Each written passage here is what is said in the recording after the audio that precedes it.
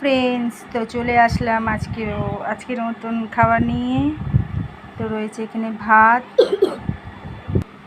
রয়েছে এখানে পালং শাক বেগুন আলু দিয়ে চচ্চড়ি। কে খাবে চলে আসো। এখানে রয়েছে পালং শাক দিয়ে ডাল, পালং শাক দিয়ে ডাল বানিয়েছি। এখানে আবার রয়েছে মাছের ঝোল। আজ অনেক কিছু রান্না হয়েছে। আর এখানে রয়েছে ডিম অমলেট করে, অমলেট বলো মামলেট বলো যে যা বলো, মামলেট করে তরকারি হয়েছে।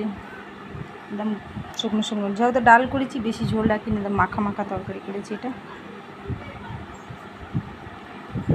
দেখো, পরপর সব নিয়ে এখানে বসেছি, ভাত খাবো। কে কে খাবে চলে আসো। অনেক কিছু হয়েছে। আর রয়েছে, সরি এটা বলতে ভুলে গেছি, রয়েছে এখানে স্যালাড। কে খাবে চলে আসো, একসাথে বসে কপ কপ গপ গপ করে খাবো আমরা। আর এত গল্প করবো বসে বসে, ঠিক আছে? চলো তোমরা দেখো ভিডিওটা, আর লাইক কমেন্ট করো, আর আমি বসে বসে খাই। Tata bye bye.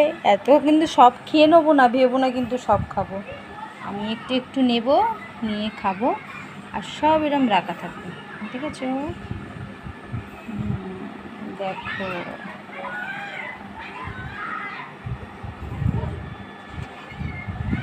সুন্দর করে গুছিয়ে নিয়েছি। চলো টাটা বাই বাই।